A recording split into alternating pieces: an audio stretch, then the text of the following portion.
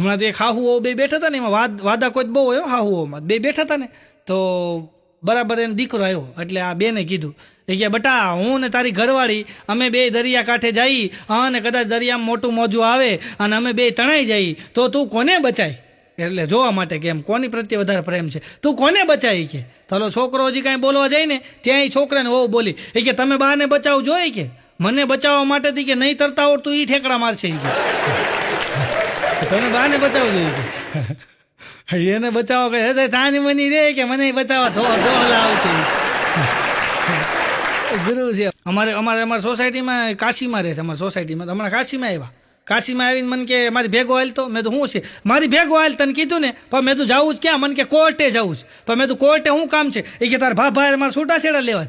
અરે મેં કીધું હવે બા તમારા આ ઉંમરે, મેં તો 78 વર્ષની ઉંમર થઈ, દાદાની 80 વર્ષની ઉંમર થઈને આ ઉંમરે છૂટાછેડા લેવા જ છે, એની ભેગું 1 મિનિટ નથી રહેવું. પણ મેં તું થયું હું? અરે મને કે તારો ભાભો છે ને વિલન છે એ કે એને જે બોલવું હોય એ બધું પહેલાં બોલી નાખે કે, અને પછી હું જેવી શરૂઆત કરું ને તો કાનમાંથી મીટર કાઢી નાખે.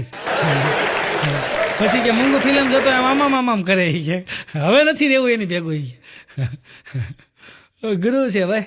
હમણાં તમારે એક દાદા છે ને, ડોશીમાન લઈને બાવડું પકડીને માર્કેટમાં નીકળ્યો. ડોશીમાન બાવડું પકડીને ડોશીમાન લઈને જતા હતા તો હું જોઈ ગયો. મેં તો ઓહો, આની મેં તો લગ્નને મેં તો 50 વર્ષ તો થયા જશે. મેં તો અને કેવો પ્રેમ. મેં તો ડોશીમાનું બાવડું પકડીને હાલ્યા જઈશ. મેં તો હું તો દાદા પાસે ગયો, દાદાને પગમાં પડી ગયો. મેં દાદા ધન્ય છે તમારા પ્રેમને. મને કે ઊભો થાય એવું કાંઈ નથી. અમે તો કેટલા વર્ષ થયા લગ્નને? મને કે 50 વર્ષ. મેં તો તમારો પ્રેમ એટલે પ્રેમ. મને કે પણ શેના ઉપરથી કહેશો?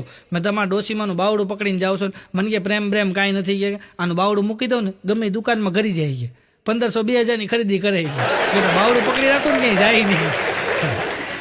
ગુરુ છે ભાઈ. હમણાં એક દાદાને ડોશીમાં હોટલમાં જમતા હતા. હોટલમાં અને ભાઈ દાદા જમે ને ડોશીમાં હવા નાખે. દાદા જમતા હતા ને ડોશીમાં હવા નાખતા હતા. મેં જઈને કીધું મેં દાદા વાહ તમારો શું પ્રેમ છે. મેં કીધું ખોળિયા જુદા છે, ખોળિયા તમારા જુદા છે ને પ્રાણ એક છે. કીધું કેવો સરસ મજાનો પ્રેમ છે. દાદા કે એવું કાંઈ છે નહીં કે ડાચા જુદા છે ને ચોકઠું એક છે. પેલા હું ખાઈ લઉં પછી એનો વારો આવી છે, ચોકઠું એક છે કે. અઘરું છે ભાઈ. આમાં દેખાય એવું હોતું નથી ક્યારેક. હા અઘરું છે ભાઈ. એક ભાઈને પત્ની ગુજરી ગઈ ને, પત્ની ગુજરી ગઈ અને ભાઈ બરાબર એમ કે 8-10 દી થયા, 15 દી થયા. એક દી કબ્રસ્તાને હું ગયો ને તો એને ઘરવાળીને આમ કબરને હવા નાખતો હતો.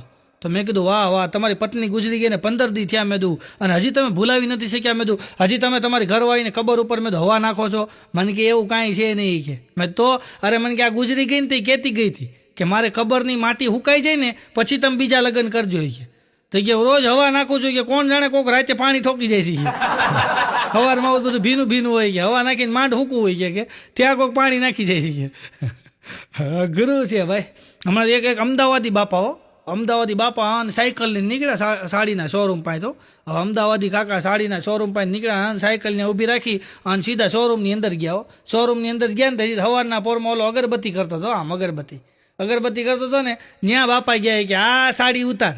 તો ઓલો અગરબત્તી કરતો કે બાપા તમારથી ના લેવાય, મોંઘી છે, પૈસાનો સવાલ જ નથી કે સાડી ઉતારી કે કીધું ને તને.